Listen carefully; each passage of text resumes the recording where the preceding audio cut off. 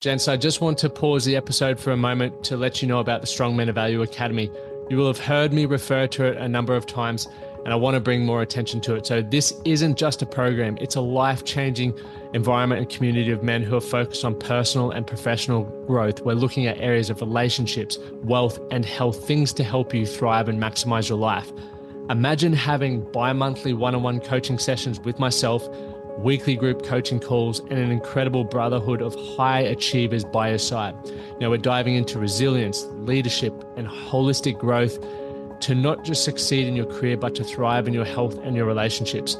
Your journey to greatness, it starts here. So join the movement and you can apply for the Strong Men of Value Academy. You can head to themanthatcanproject.com to find out more. I have to be the fucking hardest worker in the room. I have to be fucking, if I'm not working, then it's not productive, almost wearing it as a badge of honor if I'm up at 4 a.m. and fucking working through till 12 p.m. every day. But when I looked at it, I'm like, how much of that is quality work? Like, how much of that is actually giving me growth? How long can I possibly do that shit for? Today, we have a truly inspiring guest joining us, the exceptional Danny Kennedy. Now, Danny is a Melbourne-based personal trainer and strength coach who's helped countless clients, including Olympic athletes, celebrities, and fitness models, achieve their health and fitness goals. As the head trainer for the popular Keep It Cleaner app, he's known for his no-nonsense approach and relatable and valuable content. Now, growing up playing various sports, including Aussie rules football and basketball, Danny has traveled the world competing both on the court and as a physique competitor at national levels. In today's conversation, we'll explore key topics like discovering your true self, building confidence and how he did that through physique competitions, the significance of having a coach, and using fear as your compass to navigate life's challenges. So buckle up and get ready for an engaging and life-changing discussion with the one and only Danny Kennedy. The Man That Can Project podcast, a podcast empowering career-driven men to live more fulfilling lives. We are here to challenge your beliefs, redefine success, and talk about the important stuff in a relatable way. Don't forget to subscribe and leave a review. My name's Lachlan Stuart. Let's get into it. Danny Kennedy, mate, thank you so much for joining me on the Man That Can Project podcast. Lockie, thanks for having me on, man. It's an absolute pleasure. Likewise, as I was saying to you a moment ago, I came across your podcast, the Fitness and Lifestyle podcast, around 4 or 5 years ago. Like, it seems like a lifetime ago. And now to be having this yarn with you, I'm pretty excited. I'm not going to lie. You've had, obviously you do your individual episodes, but you've had so many incredible guests. And I've also listened to you on a number of podcasts. The most recent one I listened to on was Good Humans with Cooper. And oh, yeah. Dude, Cooper's a legend. That was an epic conversation, and you have so much value. And whenever I invite a guest on, there's always a reason why I want to learn something. And you're sort of where I want to be in regards to podcasting and the way that you've set up a lot of things. But also your story, you grew up in country Victoria, and you've now created this incredible brand. You've created, from the outside looking in, an incredible lifestyle. And what I'm excited to sort of dive into is the fact that when you grow up in the bush, and I grew up in a rural town as well, you don't have access to as many resources as maybe cities provide in terms of what we do now. So I'd love to sort of dive into your journey around how you got to where you are now, but go take us back to country Victoria days and the journey that you've gone through with basketball, football, and where you are today. Yeah, for sure. And firstly, thanks so much for listening. I appreciate it a lot. It's really cool to hear, from people who have been listening to the show for a fair while now. Obviously, as the show gets more popular now, you have people listening and going back to and listening to old episodes, but it's really cool whenever you chat with someone who's been listening for a while. So thank you. But yeah, growing up in country Victoria, and to your point, I think definitely there's quite clearly a lot more opportunity in a place like Melbourne or in any city, or somewhere where there's more people and more things going on. But I think the biggest thing to that point is just being exposed to what's possible. The way I look at it now is, it's possible to do a lot of great things from absolutely anywhere, but if you haven't been exposed to high level conversations or opportunities or potentials that you've never even put any thought to, then that's where you end up just living in this same shit on repeat, almost like airplane mode every day, and just the same program over and over again. So even living in Melbourne now, I'm constantly trying to just find opportunities to have conversations with people who are doing incredible things.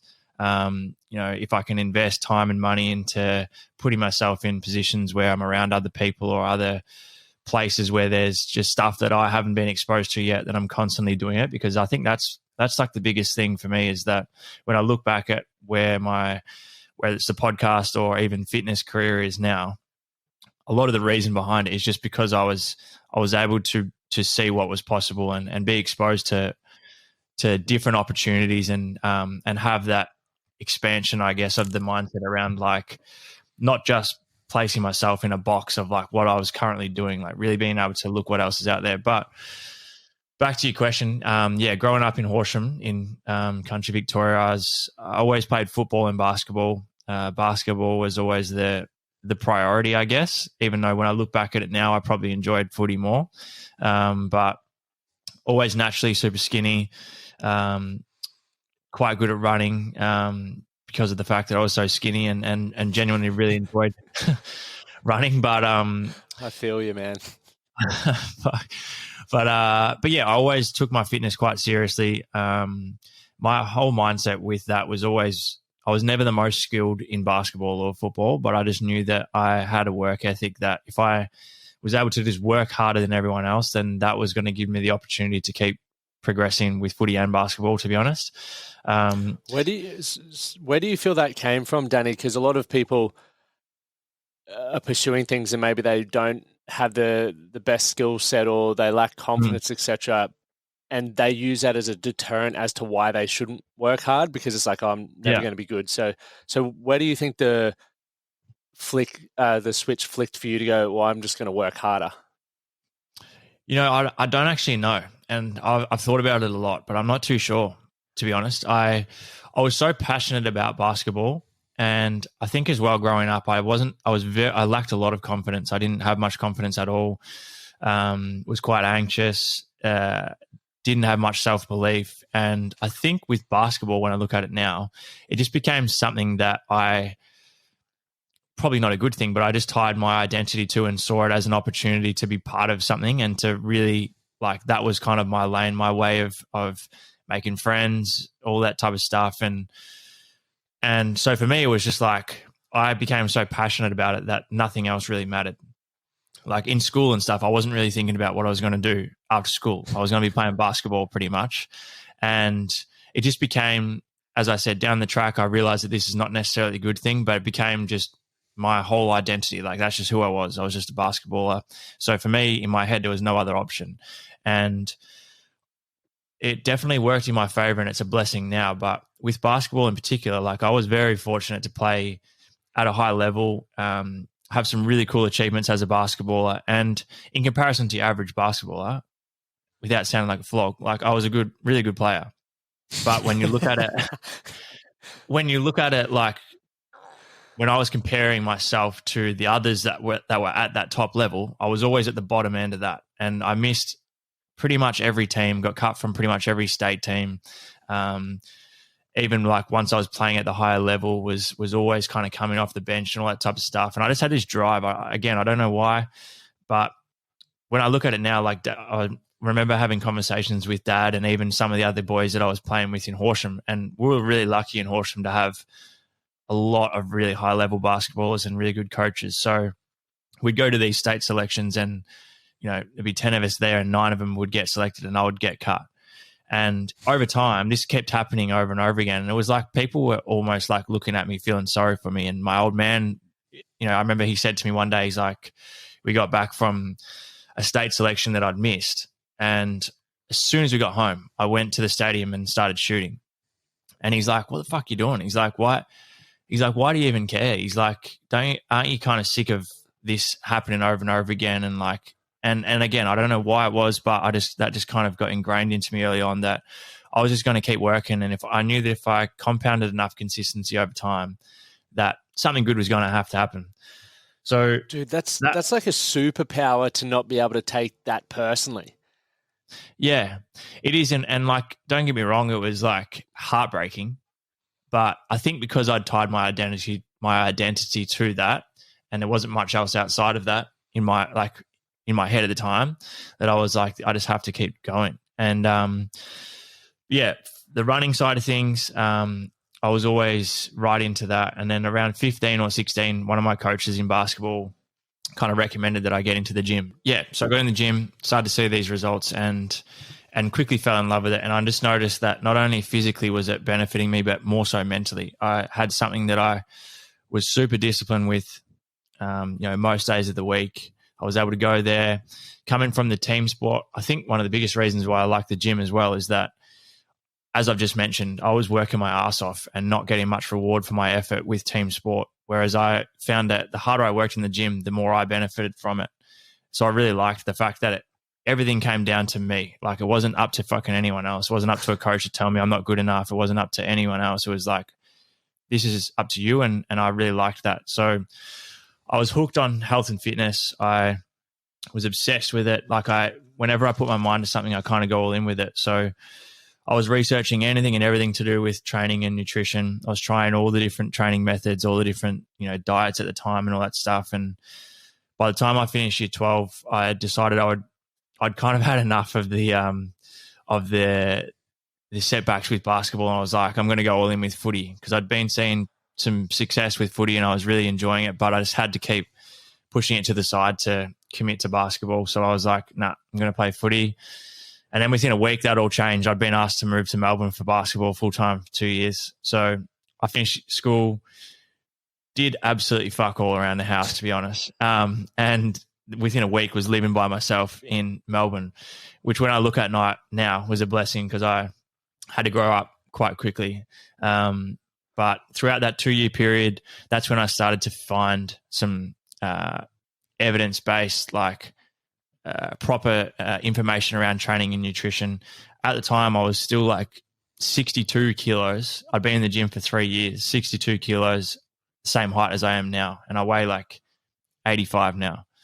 Wow. And I'm still skinny. So you can only imagine how skinny that was. So in that 2-year period, I started to learn from more reputable sources and saw some really good changes in my physique, and was still just obsessed. When I look at it now, I was way more obsessed with the gym than what I was with basketball. But I started to see really good results with basketball. Had an ankle reconstruction at the end of the second year, and just never went back. Just I'd already done my personal training qualification separate to school. I just did it online just to have that in the bag, I guess. And I don't know why I did it. And then I started my career as a trainer, and just shifted that whole mindset that I'd had from being an athlete to being a coach, and to trying to learn how to run a business, and the rest kind of just evolved from there. So that was a very fucking long answer, but there it is.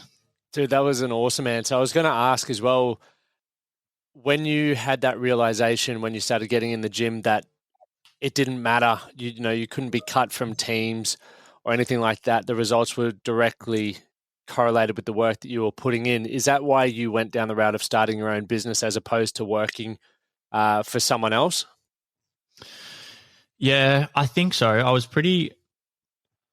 I think just naturally, like my natural instinct was to go down that path, because I had got to that point where I was just I wasn't relying on anyone else anymore. I didn't want to have to rely on anyone else anymore. And when I started in the gym, initially I did kind of start how a lot of people do. Like, I was just getting paid an hourly rate to take some clients that the gym was feeding me. And then really quickly I stepped away from that and just went all in with it, because just before I started as a PT, because I was so obsessed with fitness, I started an Instagram account, which is my account now. But I remember at the time I was posting fitness content daily, but I hadn't told like anyone else about it. Basically, it was just a bunch of randoms that were following me, separate to my personal account. And then that first year as a PT, I competed in men's physique, and I ended up doing that for a couple of years. And this was throughout the process where, as I mentioned, I lacked a lot of confidence and whatever, and I'd always been someone who was just more so a people pleaser and tried to fit in and really worried about other people's opinions. And throughout those 2 years, I just let go of all the fucks given about that. And while I had the time and I stepped away from basketball, I'm like, all right, well, this is an opportunity now, because the 2 years that I was playing, I wanted to go harder with the gym and I wanted to see better results with my physique, but I was training so much and basketball was still the priority that I just couldn't do that. So it was always like I had a bit of an itch to do more with the gym, less with basketball, but I couldn't do that. So I competed in men's physique, and that in itself, the first time I stepped on stage in bodybuilding was like the moment where it just completely changed me as a person, because I realized that I don't give a fuck what anyone else thinks. And it gave me so much confidence and self-belief that I was willing to just do stuff that scared the shit out of me and get way out of my comfort zone. And when I saw the reward for that, because I was posting content, which I still do to this day, but I was posting content just documenting my journey to get on stage, showing people what I was doing with my nutrition, showing what I was doing with my training, talking about all the hard bits, the good bits, all that, whatever. And I think I was almost surprised at the fact that I didn't have any pushback from it, or there wasn't any like that insecurity of like people talking shit about me doing it or whatever just didn't happen.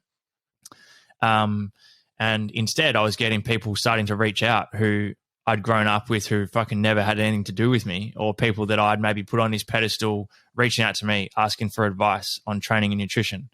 And that was just such an empowering feeling. And I was like, I'm just going to go all in with this now. I don't care what anyone else thinks. I know that the knowledge that I have now and the experiences that I've had can help a lot of people. And I'm just going to push that out as hard as I can and for as long as I can, and do whatever I need to do in order to help a lot of people feel the experiences that I was able to feel, not necessarily as a bodybuilder, but just seeing the changes in their physique and the changes in their confidence and stuff. And that's what really kind of amplified that mission and the I guess my why as to what I wanted to do. It's great to see that, because you worked so hard to work on these elements of yourself and face your fears. There's a great saying, use fear as your compass, meaning if something scares you, walk towards it. Don't allow the judgment or the criticism, etc., to keep us where we are.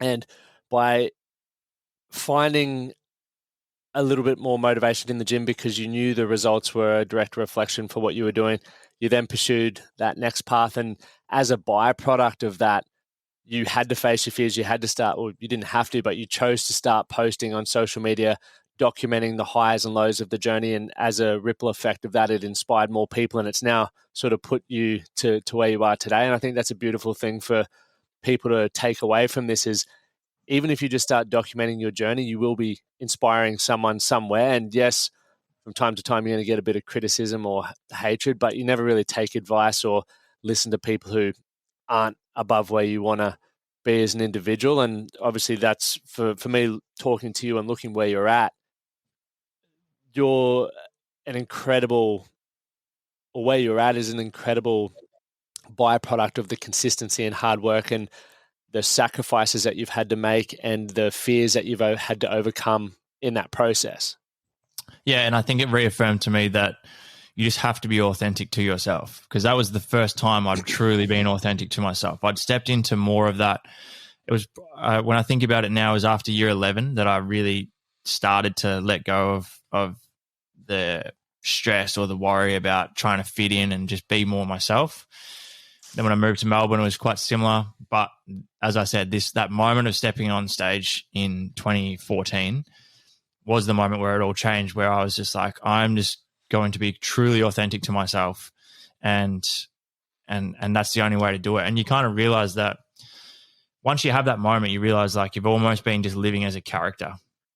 You get to the point, and so many people do this to this day, like, because they don't, as I said at the start of the call, they haven't been expanded to what else is possible. They haven't, as you mentioned yet, they haven't stepped into the fear or the discomfort or the resistance and the unknown. So I just realized that, I'd almost been just trying to live as this certain character every day, in terms of putting on an act to try and fit in, or not so much putting on. I don't want to make it sound like I was fucking playing a character in a TV show, but like, you know what I mean? I wasn't truly authentic to myself. And I think all the fear I had around that just completely disappeared when I realized that one, I actually had a lot of support for just doing what I wanted to do, and two, I hope you're allowed to swear on this show. Otherwise, you're going to have a rough time editing this one. Hard out, bro. But the second thing was that I realized that no one gives a fuck about what you do, because everyone else has their own life and their own problems, and no one's sitting there on a fucking Wednesday afternoon going, "Oh my god, did you see what Lockie just posted on Instagram?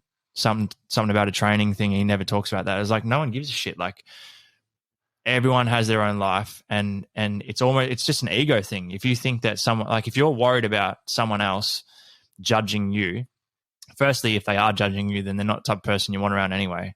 Secondly, it's more of an ego thing to think that you're that important that someone else is wasting their whole day judging something that you've done that has no relevance to them whatsoever.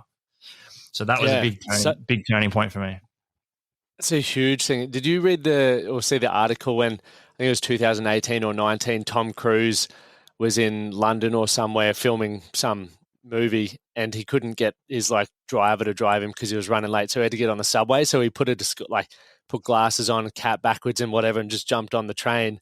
And he's talking about, he's like, people don't give a shit who you are or what you're doing. He's like, I was on the busiest tram line in the world, and no one recognized me. And then just as he was getting off, one person recognized him. He's like, everyone's too busy on their phones now to even give a shit about what you're doing. So from obviously your experience then diving into the physique realm and obviously facing your fears and recognizing that you didn't really care about or give a shit about what people thought, for people who are sitting back there, and I guess it also, you were mentioning to be your authentic self and just really not care about the other people. For those who are sitting there going, I don't even know who I am or where to start that process, what, I guess, advice or knowledge would you share with them around that part on getting that started? Yeah, it is a bit of a difficult one, because when I often talk about the stuff that I push on my socials or with the podcast and stuff, I try to never tell anyone what to do or say that this is the right way or the only way to do it. I'm also to share what I've experienced, and people can take it or leave it. So for me, it's just kind of always come quite natural. Like, the sport thing was just there. The fitness thing was just something that I gravitated towards. The personal development thing, very similar, podcasting, whatever. But I just think when I look at it now, I just find if you're not sure what your purpose is or what your authentic self is, just follow the good feelings. Like, follow the things that make you feel good while you're doing it. And it doesn't, and this is where you have to let go of the ego, or coming back to letting go of other people's opinions. The things that make you feel good, and you see evidence of this now being not an issue, obviously. It may be fucking playing computer games. So if that's what you enjoy and that's something you put all of your time to, it's quite obvious now that there's a lot of potential and opportunity within that space. If it's, I'm going to think of a shit example here, creating pottery or something, right? Whatever it is, doesn't matter what that good feeling is. And, obviously there's heaps of talk now within the entrepreneur space and business space around follow your passion, I can quit your job and go and do something that you like. And I think there's definitely room for that. Obviously, you can't just put yourself in a shit position financially and just drop a great job and just go and start drawing pictures all day if you're not making money from it. But it's just following that good feeling. It might be a side hustle. It might be doing something that you just really love and looking for ways how you can start to monetize that. Or even if you're just working a job that you kind of enjoy, but you have this passion, it's like the fact that you're doing something that makes you feel good will correlate to everything else you do. It'll correlate to conversations you have with people daily, the way you treat your partner if you've got one, like the way you show up, your energy at work, all that type of stuff. And I just think it's, following the good feelings. And that's even something that I'm trying to do now. Like, since I've started doing more stuff in the mentoring and personal development side of things, it's hard sometimes to not get stuck with the whole identity thing.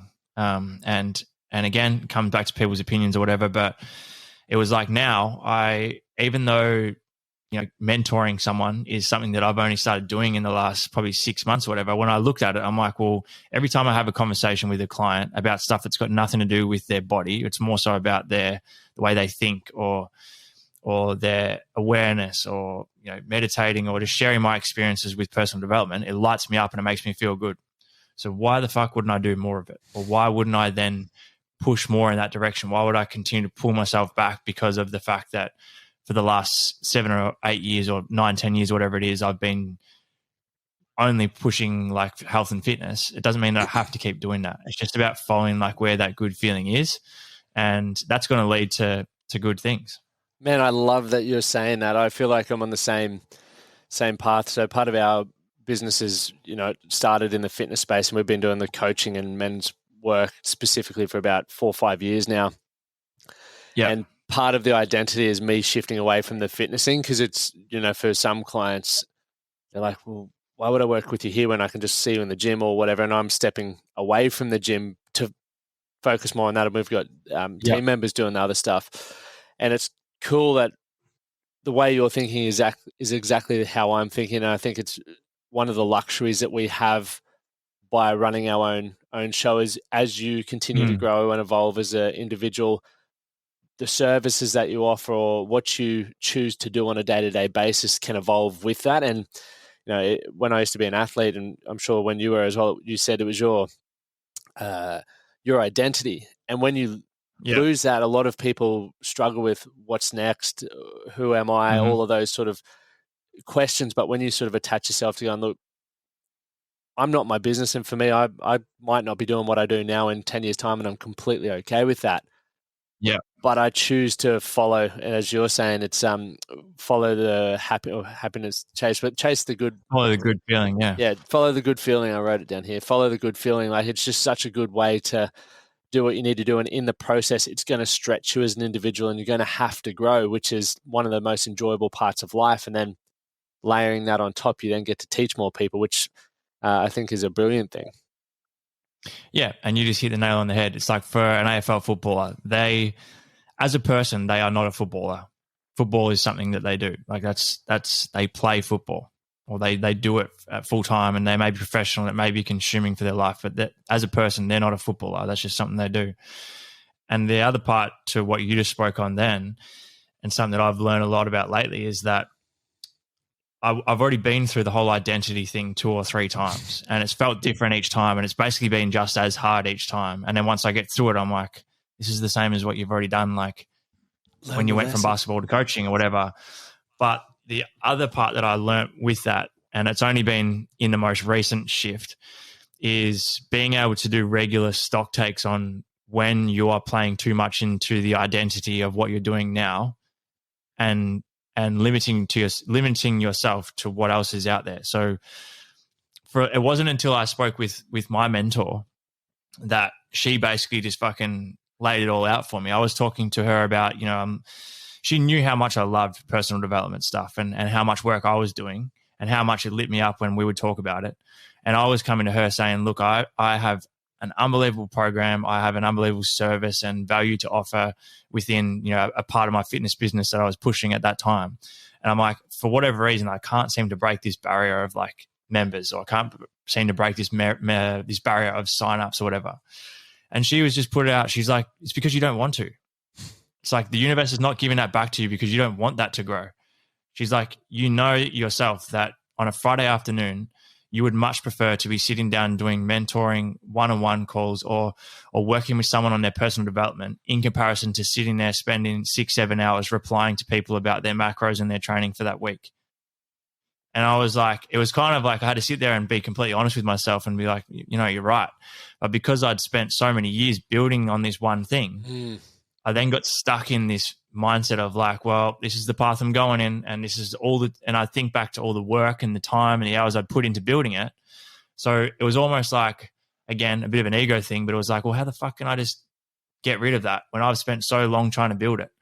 And she was like, you can keep going with it as much as you want, but the universe is not going to give you back what you're expecting, because that's not the energy you're putting out. You're not putting out energy. Everything you're doing is not to try and build that, even though you say it is, and you know that the product's good and it may be great, but everything you're doing is not aligned with making sure that program goes well. Because outside of whenever you do work on it, everything you're doing is fucking to do with something completely different. So when I heard that really put some perspective on it for me. And I had to look at my business and go like, I'm happy to lose income here and start putting my focus here, because I know that when I do this, I'm more than happy to do that. I'll do it for free. I don't give a shit. Like, it makes me feel good. So I'm going to keep doing that. And naturally, that's going to, if I try and monetize it, naturally that's going to work out way more in my favor than what I would if I keep banging my head against the wall trying to build this. But it didn't mean I had to let go of everything to do with health and fitness.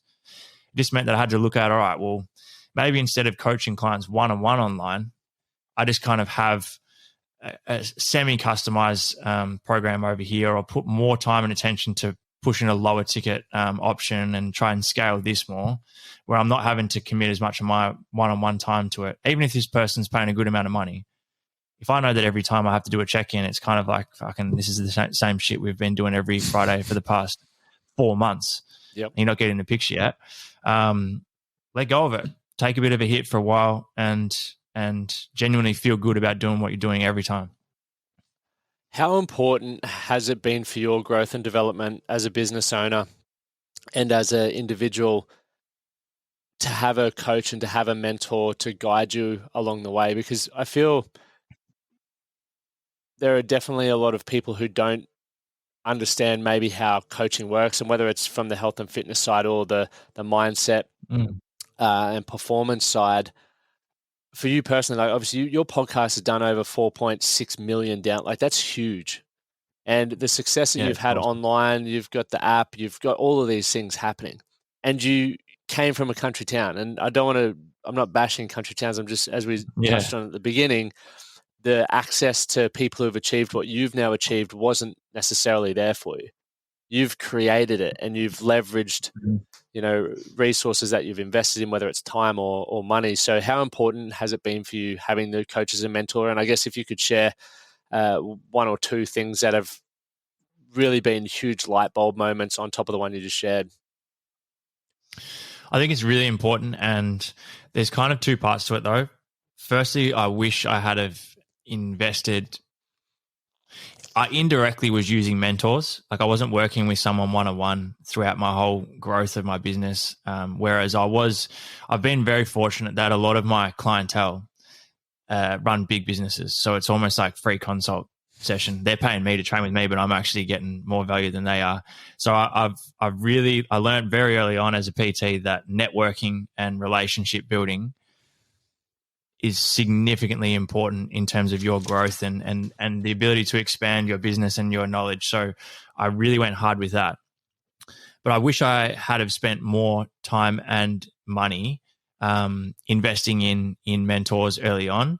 But in saying that, I'm also really, really fortunate, and it's been a blessing when I look at it now to have gone through a lot of it by myself and fucked up over and over again and made a lot of mistakes, because it's then given me the insight as to what a lot of other people are probably going through as well. So as I said, I like to share a lot of that stuff. So when I'm doing a solo episode on the podcast talking about something to do with business, and here's the top 5 mistakes I made building my business from the ground up or whatever, I'm able to relate a lot more to or the audience is able to relate to what I'm going through, because they're probably doing the same thing. But in saying that, since I have started investing time and money into mentors, and when I look at it, I've always, as I said, I was so obsessed with the fitness side, and then I was obsessed with learning business, that I've indirectly invested a lot of time and money, whether it be courses and education and seminars and stuff like that. But since working with someone one-on-one as a mentor, one of the big lessons I've taken from it, aside from perspective on my business or perspective on what I supposedly want, because they're coming to it without the mental conditioning or the limiting beliefs that I probably have, and they're able to point that out. They're really able to point out a lot of blind spots, or they're able to call me out on the bullshit that I'm just kind of telling myself, but it's the same story I've kind of had, so I just kind of buy into it, if you know what I mean. But another lesson I learned is, because I am offering service, obviously I'm offering, whether it be personal training, whether it be online coaching, whether it be mentoring, or even, trying to get a sponsor on a podcast or trying to get a big guest on or whatever, is what my mentor taught me, is the fact that how can I sit here hoping that someone's going to pay me a fuckload of money to work with me or to invest in my business and my services when I don't invest any of my money into someone else. So when I look at it from an energetic perspective, it's like if I'm putting myself in an almost uncomfortable position to work with a mentor, which is then obviously making sure I've got skin in the game, so I'm fully committing, I'm doing all the things I know I need to do, but at the same time I'm starting to send a message out to the universe that whether if it's money, for example, like money's there to support my journey, and if I'm putting money out, the old boomerang effect, like what you put out is going to come back.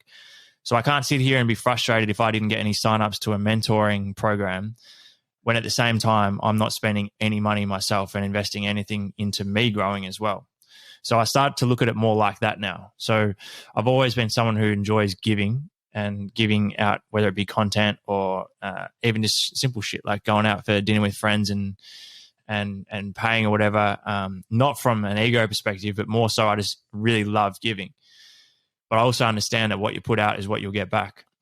So now if there's an opportunity to work with a mentor and it's a significant amount of money and it doesn't really make much sense, I'm a lot quicker now to just go ahead with it because I know that that's the energy I'm putting out and hopefully that's what I'll get back and I'll make it work. And it puts you in a position where you have to expand. You have to be willing to think bigger and to do the necessary things in order to make it happen. And that's what levels you up. It's just stepping into the unknown and the resistance and being able to get comfortable with that,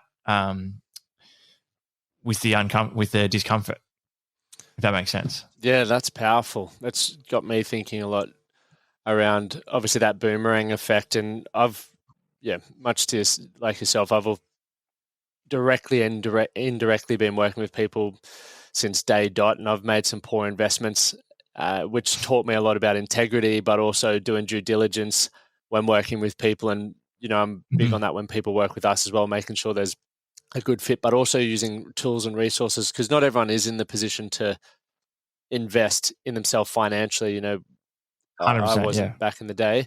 So like having free resources like podcasts, for example, or books, which cost you minimal money, are definitely a great place to start. But I think as you touched on there comes a point in time if you're wanting to have a big, expansive life and have abundance in multiple areas, you have to take risks and you have to get uncomfortable. And sometimes, or more often than not, that requires putting skin in the game.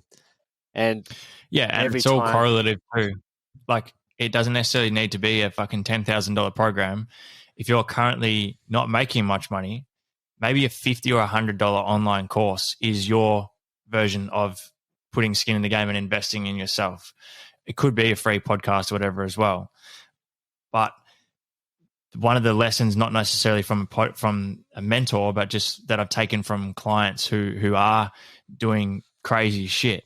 And as I mentioned to you at the start, it's like being expanded to what is truly possible, but also normalizing having fucking big conversations, normalizing hearing clients talk about shit that you would never have even dreamed of or thought was even possible. Once you start to raise your level of frequency to the point that you're sitting there having a conversation with a client, and it doesn't always have to be about money. It could be relationships. It could be anything like fitness, whatever. But if all of a sudden I'm starting to normalize these things that at once upon a time felt out of reach in the fucking world of energetics or whatever, and law of vibration, law of attraction, whatever, like it makes sense for me to continue evolving in this way. And that'll look different for everyone. But I just think that's extremely powerful. You just got back recently. You did, 6 days of meditation, or like an insane amount, or from my perspective, it's an insane amount of meditation over a short period of time. What was that like? And what also prompted you to want to do that? Yeah. And don't worry, from my perspective, it was a fucking insane amount of time as well.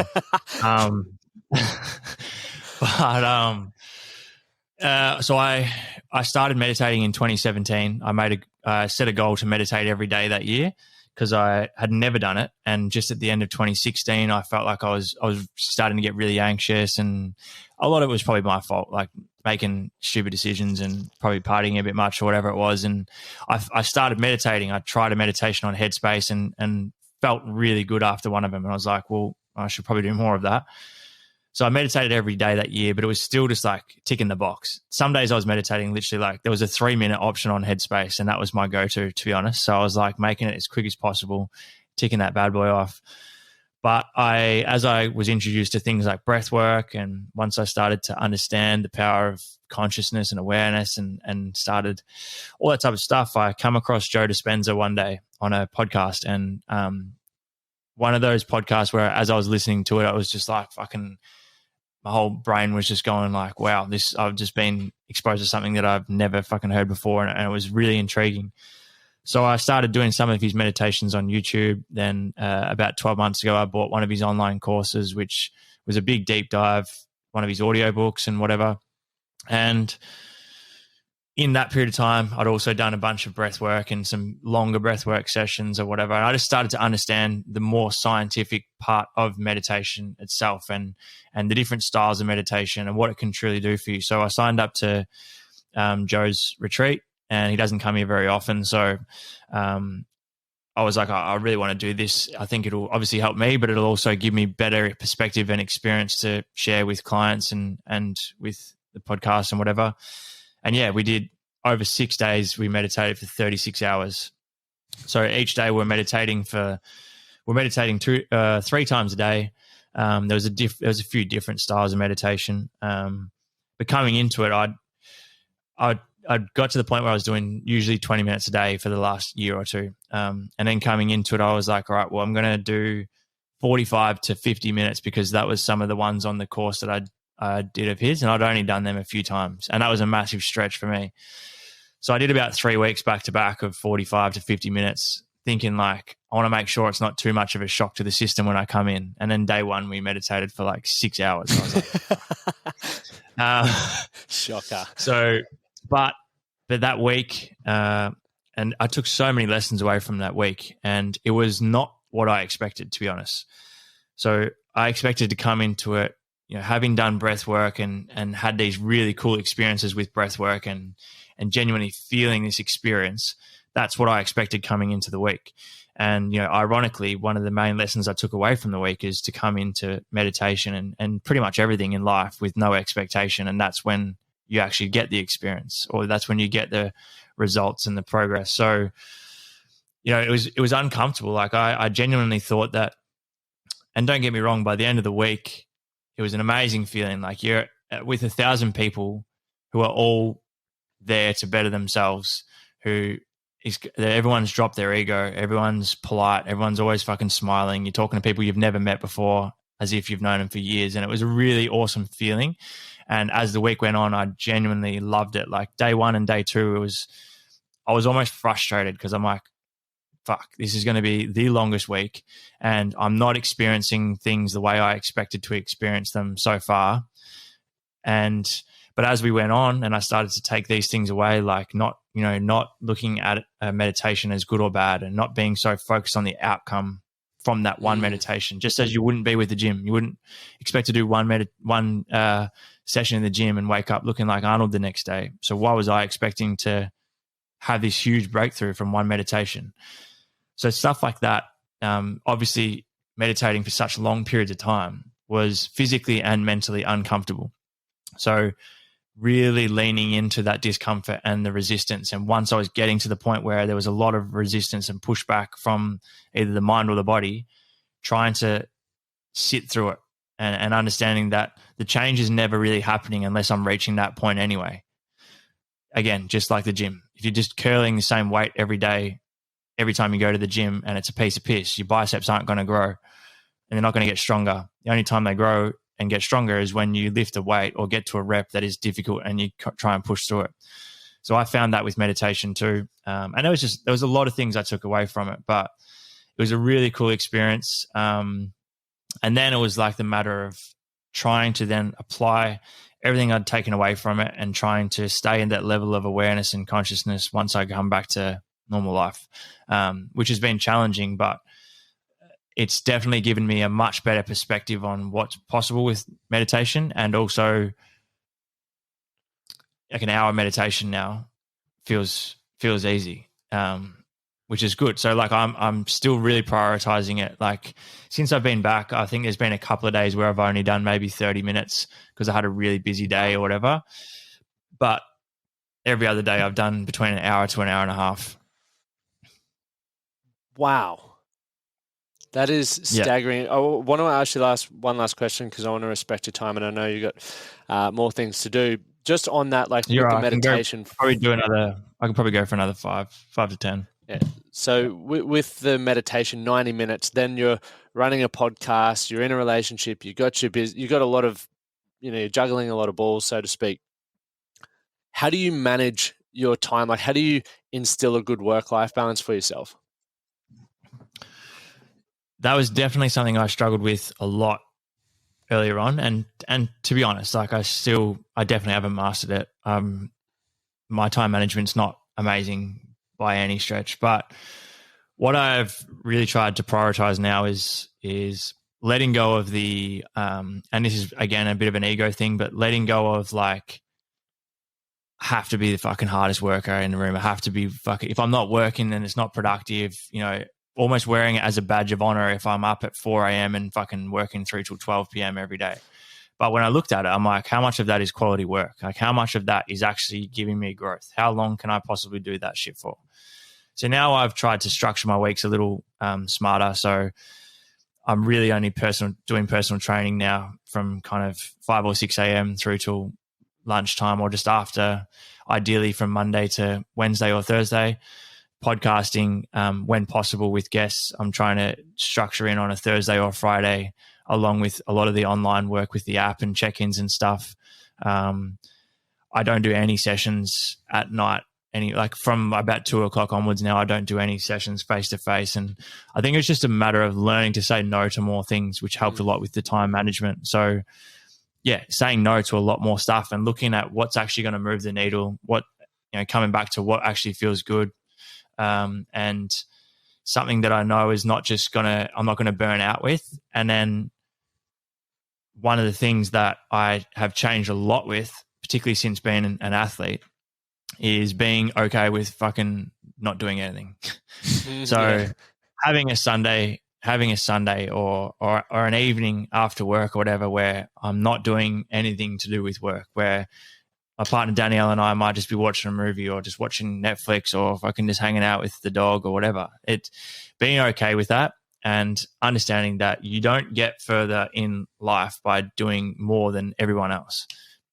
Not necessarily. There's obviously times where you need to push and whatever, but really actually looking at, particularly within the business, what can I do less of? Like, what can I remove?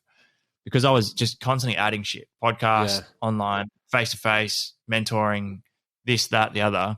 I had to look at everything and go, all right, what can I take out? Like, let's try and have as little amount of things as possible so that the stuff I am doing, I'm giving full attention and focus, and I'm actually moving the needle. And I wouldn't say wasting time, but because I've, particularly health and fitness industry, because I've been in it for so long now, I've done a lot of the stuff where I do still think it's important and necessary to be in the trenches for a bit and start to figure out what you really love or get the experience and stuff like that, and potentially do shit for free at the start or whatever. But also at the same time, look at what your standards are as a business owner, as a coach or whatever, and start to really try and run your week like a business. Because I wasn't running I was running a business, but it didn't fucking look like it. It was more so just like manic. It was just all over the place. And I wanted to start to really just continue to level up and raise the standards with that. That's awesome. Thanks for sharing that. And, we could talk for hours, got a lot in common, and you're definitely doing a lot of things that I could learn about. But for everyone listening, obviously you're the host of the Fitness and Lifestyle podcast. As I mentioned earlier, you've done millions of downloads. You have incredible solo episodes. You speak really well. You have incredible guests on talking about all things fitness and lifestyle, obviously. Where else can people follow you, find out more about your coaching and all of that stuff? Probably Instagram is just the best one.